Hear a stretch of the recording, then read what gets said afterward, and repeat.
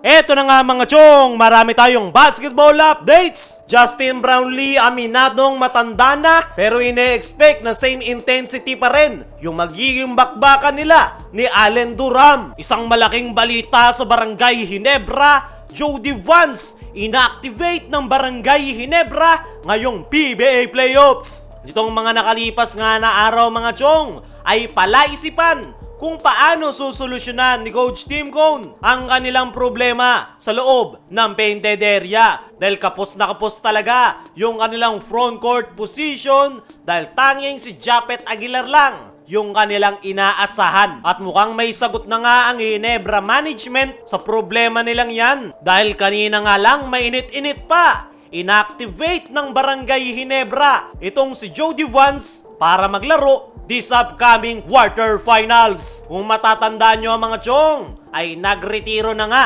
itong si Jody Vance at matagal-tagal ring nawala. At nitong mga nakalipas nga lang na araw ay nagbalik bansa si JDV. At noong tanungin nga ito kung bakit siya nagbalik Pinas, ay ang sagot nga nito ay nagbakasyon lang. Pero mukhang luminaw na nga kung bakit nagbalik bansa si JDV dahil kailangan nga ng Ginebra ang kanyang serbisyo. Nitong mga naklipas nga na araw ay nakikitang sumasama sa team practice ng Barangay Ginebra itong si Jody Vance. Ang buong akala nga ng lahat ay sumasabay lang ito sa practice dahil na-miss niya ang basketball. Pero ang dahilan talaga niyan ay maglalaro siyang muli para sa Barangay Ginebra. Para sa akin mga chong ay napakalaking tulong nitong si Jody Vance para sa kupunan ni Coach Tim Cone. Dahil gaya ng sabi natin kanina, kailangan na kailangan nila ng reinforcement sa kanilang frontcourt position. At malaki nga ang may tutulong nito para mas gumaan ang trabaho ni Japet Aguilar. Hindi rin problema kay Jody Vance ang mag-adjust dahil kabisado na nito ang triangle offense. Sa pagkaka-activate nitong si Jody Vance sa Barangay Ginebra ay meron ngang nawala sa lineup,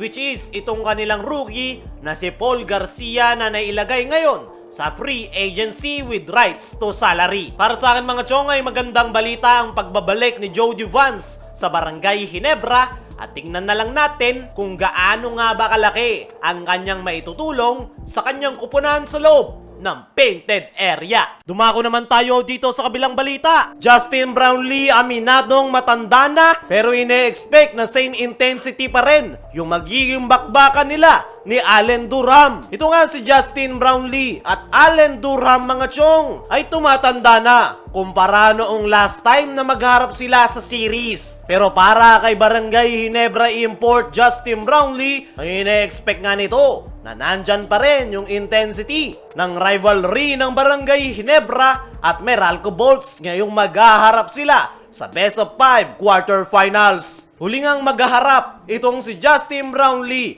at Allen Durham ay noong January 17, 2020 Governors Cup Finals. At mahigit 4 na taon ang nakalipas ay muli ngang maghaharap si Justin Brownlee at Allen Durham. Pero this time ay medyo napaaga dahil maghaharap sila sa Best of 5 quarterfinal series.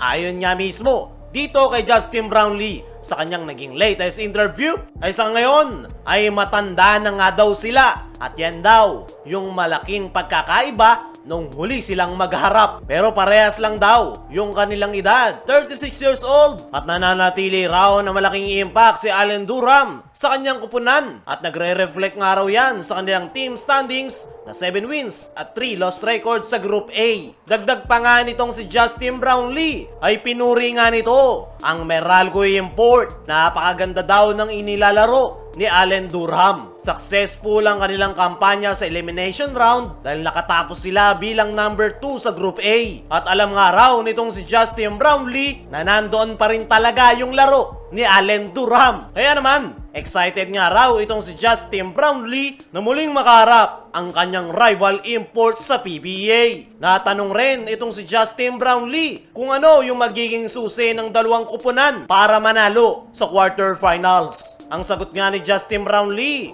ay malaki na raw yung pinagbago ng Meralco Bolts Ganun rin naman ang Barangay Ginebra. Yung mentality ay nandoon pa rin at yung kanila daw ay yung never say die type attitude at gagawin nga daw nila ang lahat para makuha ang panalo. Pero yung pinaka magiging susi daw talaga para manalo sa quarterfinal series ay kung sino yung makakapagpakita ng magandang depensa. Ine-expect nga ni Justin Brownlee na magiging defensive series ang magiging bakbakan nila kontra Meralco Bolts. At kung sino raw yung makakapagpakita ng mas magandang defensive schemes o makakapagpakita ng mas magandang depensa, ayun nga raw yung mananalo at mag-a-advance sa semifinal series. Kaya umaasa nga raw itong si Justin Brownlee na maipapamalas nila yung kanilang lockdown defense dahil yan nga raw yung pinaka-importante ngayong best of 5 quarterfinals. Nagbigay rin ng update itong si Justin Brownlee sa kanyang natamong injury na yung huling jump shot niya nga raw